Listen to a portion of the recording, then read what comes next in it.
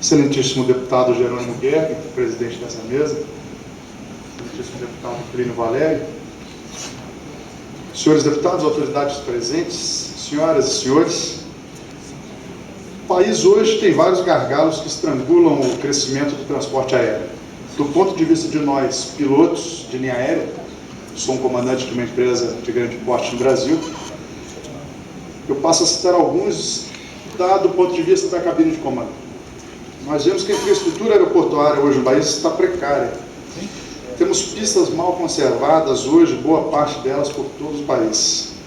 De difícil acesso para decolagem, temos aí exemplos como Florianópolis, Porto Alegre, Curitiba, Foz do Iguaçu, Uberlândia, Aracaju, Porto Seguro, entre outras várias, onde as pistas de táxi, que são aquelas pistas que te levam para ingressar na pista, não chegam até a cabeceira. Você tem que parar no meio delas para depois entrar na pista, dar a volta e poder decolar. Isso aí acaba levando um tempo maior.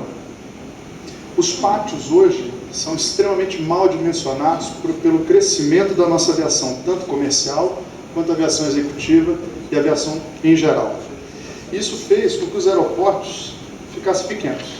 Hoje em dia são frequentes as suspensões de pousos e decolagens por pátios lotados. Os senhores usuários devem muitas vezes escutar o comandante falando, a gente falando lá da cabine, os senhores vão ter que fazer uma espera aqui sobre algum ponto específico, devido ao pátio do estacionamento no aeroporto de Congonhas, ou às vezes o Santos Dumont, o próprio Santos Dumont. O pátio está lotado, não cabia mais aeronaves naquele pátio, vamos ter que esperar aqui.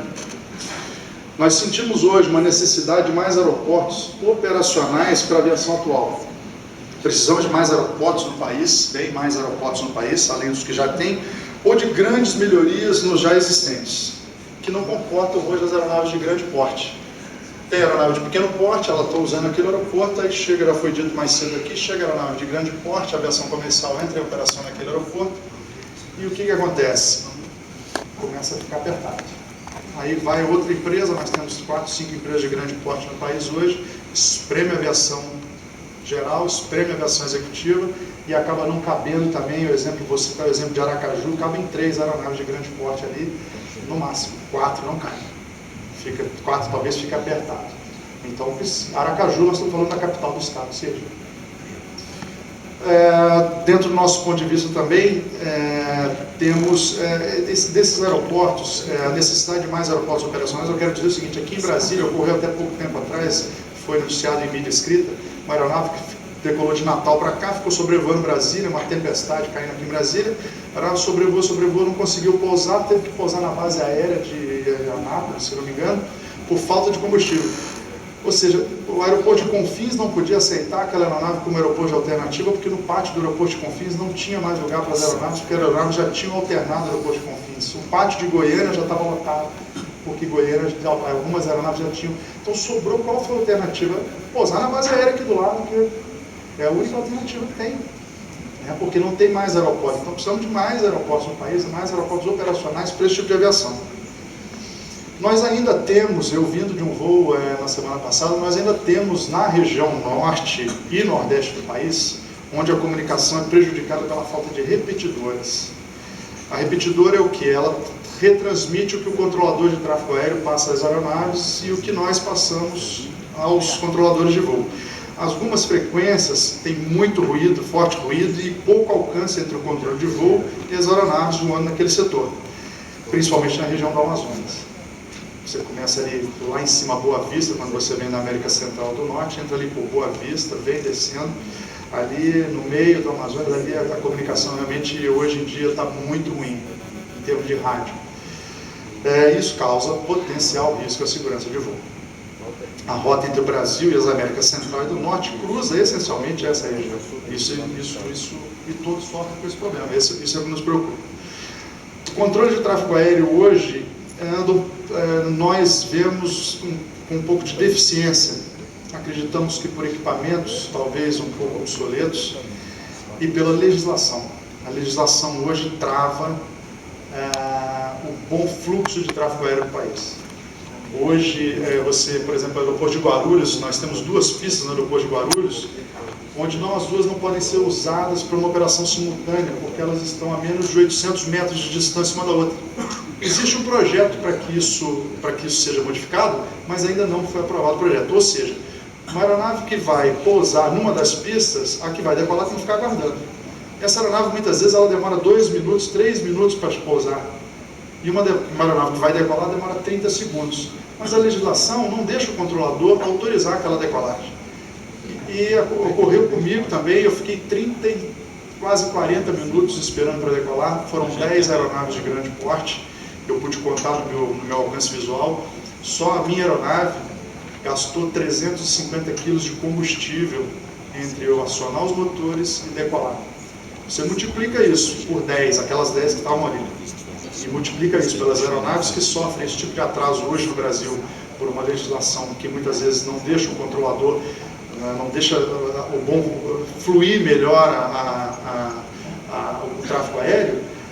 Além do prejuízo financeiro, nós falamos muito hoje, o tempo todo, sobre o querosene, o preço do querosene, o gasto das empresas com o querosene, a gente hoje está preocupado também com a emissão de CO2 na atmosfera. Essa é uma grande preocupação, não só, além dela ser o custo da empresa aérea, o custo repassado no final para o passageiro, para o usuário, e o CO2 que foi para a atmosfera.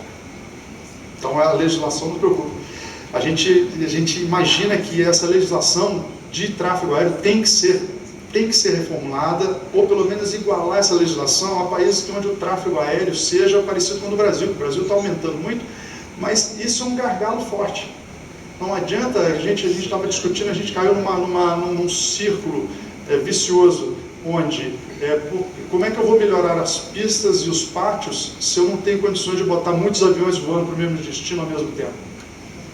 Não adianta Congonhas, você ter slot, você colocar um avião no chão a cada 30 segundos, se daí 10 minutos está tudo cheio, não cabe mais ninguém no pátio. Rio de Janeiro, Santos Dumont, a mesma coisa.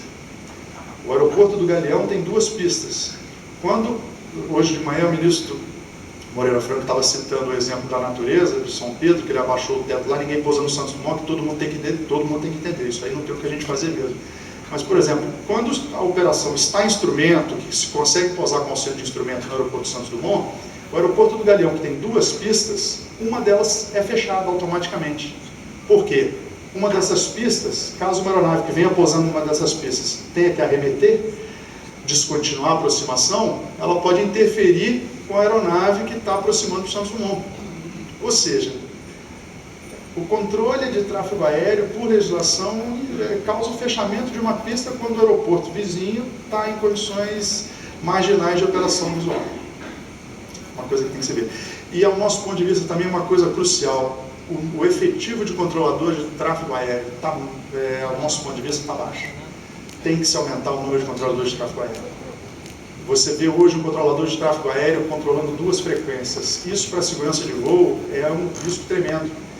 Vou citar, para quem não entenda o que significa isso, um controlador controlando 2 frequências é a mesma coisa que eu estar aqui com o telefone na orelha, falando com o coronel Gentes, e o outro telefone falando com o deputado Guedes. Os 2 falando ao mesmo tempo comigo. Uma hora eu vou me confundir o assunto. Isso é perigoso. Por que isso acontece? 2 frequências. O Centro Brasília, quando você chama o Centro Brasília para dar uma informação de posição, você emite aquela informação a ele te vê no radar, fala, estou te vendo no radar, você tem contato no radar. Uma outra aeronave que está próxima a uma outra repetidora fala com esse mesmo controlador. Só que uma pode ser tráfego essencial para a outra. Aquela aeronave pode estar voando em rota que converja com a minha.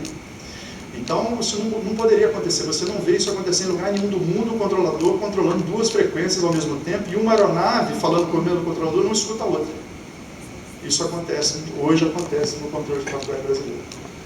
Fora as distâncias. Você pega uma região aqui da Amazonas até próxima à lateral de Goiânia, é uma região de quase meia hora, 40 minutos de voo, você fala com um controlador. Um controlador. Então é uma área, um controlador hoje controla uma área muito grande, muitos aviões. E muitas vezes o que aconteceu naquele gargalo é que tem uma quantidade máxima de aeronaves permitida por região. Naquela época, os controladores seguiram à risca, houve uma reformulação, mas seguiram à risca aquele controle de não aceitar mais aeronaves. Por isso que parou tudo. Entrava 5, 10, 15, eu não sei o número, não sei precisar o número, entravam 10 aviões na área daquele controlador e ele não aceitava mais nenhuma. Então, as aeronaves eram impedidas de decolar, as aeronaves tinham que ficar fazendo órbita, espera no meio do voo, porque o controlador não aceitava mais aeronaves naquele espaço aéreo dele. Ou seja, pouco controlador para o número de aeronaves sobrevoando o Brasil.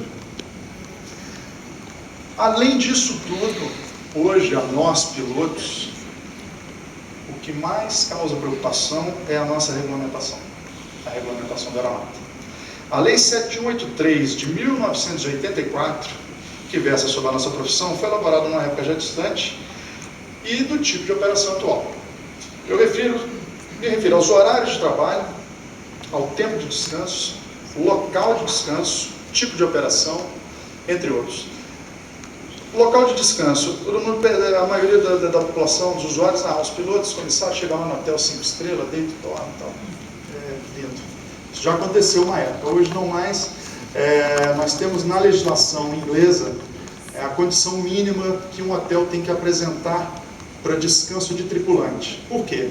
Nossa jornada hoje, a gente tem uma jornada de 12 horas, 11 horas e pouco, podendo voar 9 horas e meia efetivamente. Imagine que a gente começou às 6 horas da tarde. Então a gente vai parar às 6 da manhã. Agora a gente vai para o hotel às 6 horas da manhã. Muitas vezes, vou citar o exemplo de Belo Horizonte. Confins, o hotel fica na cidade, 1 hora de distância, com trânsito. Você chega depois de pousar às 6 horas da manhã, às 6h30 você sai do aeroporto, chega no hotel às 7h30 e vai descansar. Um período de 12 horas é o mínimo de descanso hoje. Na legislação inglesa, a condição mínima que um hotel tem que oferecer para um tripulante descansar é controle absoluto de luminosidade, temperatura e ruído. Então você fecha a cortina do hotel, tem aquela fresta na janela, a gente sabe que dormir de dia a gente não consegue dormir como a gente dorme de noite, por produção hormonal do próprio organismo. Tem o ruído, você hoje nos hotéis, você escuta, você está com a porta fechada no quarto, está o barulho da camareira, 8 horas da manhã, que ela está fazendo, passando aspirador no corredor do quarto do hotel, no corredor dos quartos. Né? E a temperatura, você liga o ar-condicionado, aquele barulho característico. Então, isso aí a gente não consegue descansar direito. Né? Os tripulantes não conseguem descansar com o tempo. Isso é o local de descanso dos tripulantes hoje, que a gente tem enfrentado o problema em alguns hotéis do Brasil. Essas características vêm sendo degradadas ao longo desse período, causando um desgaste exagerado nos aeronautas e, por consequência, afetando os usuários. Como disse a Sandra aí, no final é o usuário. De acordo com o CENIPA, que a gente tinha aqui, a gente tem... É o primeiro, ponto de luz. Se a gente fizesse uma análise de tendência, isso aqui são os acidentes de 2003 até 30 de abril de 2013, agora. Nós estamos aqui. 30 de abril de 2013 até dia 30 de abril nós tivemos 58 acidentes. Projetando para o final do ano nós vamos ter 174. Então nós vamos pegar uma tendência, um gráfico de tendência ascendente. Né? Olha aqui, 2003, vamos subindo. Por tendência. Isso é um gráfico do CENIPA, divulgado agora. O CENIPA, que é o Centro Nacional de Investigação e Prevenção de Acidente Aeronáutico. E nós temos que nos atentar ao que está acontecendo no Brasil hoje, porque o Brasil, de acordo com a ICAO, cumpre 86% de suas recomendações. A ICAO é um órgão normativo, ela não determina, ela dá as normas, o país segue, o Brasil é signatário da ICAO. E você vê um gráfico desse no país que segue 86% das recomendações, tem algum problema. A gente sabe que a maioria desses acidentes acontece na aviação geral, né? A gente vê pouco acidente de avião, o último que a gente teve aí de grande porte, de grandes proporções, infelizmente no mesmo ano, da Gol e da TAM. E essa aviação é a base para a aviação comercial. Hoje, nós na aviação comercial recebemos os pilotos que vêm de aviação geral, do táxi aéreo, da aviação executiva, ou mesmo das escolas de formação.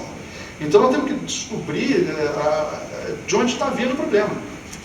Né? Essa cadeia que acontece aí, muitos desses acidentes vêm da aviação geral. E essa aviação geral que forma os pilotos para a aviação comercial, esses acidentes tendem a se mover, né, por tendência,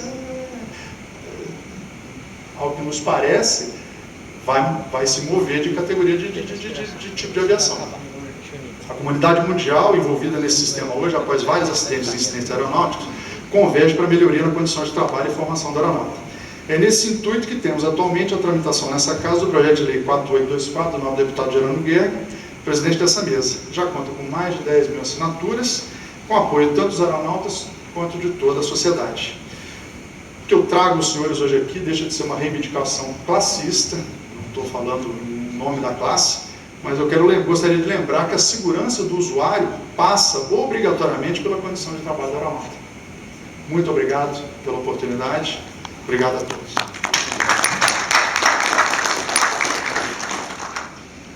Agradecendo a Mauri Montandon, associado à Associação Brasileira que Pilota Aviação Civil, sem querer fazer piada, até porque não cabe, né? Mas pensar que eu sou do Amazonas, viajo 2 vezes daqui para Manaus e faz campanha no interior do estado em aviãozinho. É para pensar em largar a política, né? Não? É um negócio Sim, é o que a gente vai fazer aqui, a gente está em busca disso, né, na subcomissão de aviação civil, tentar melhorar o sistema.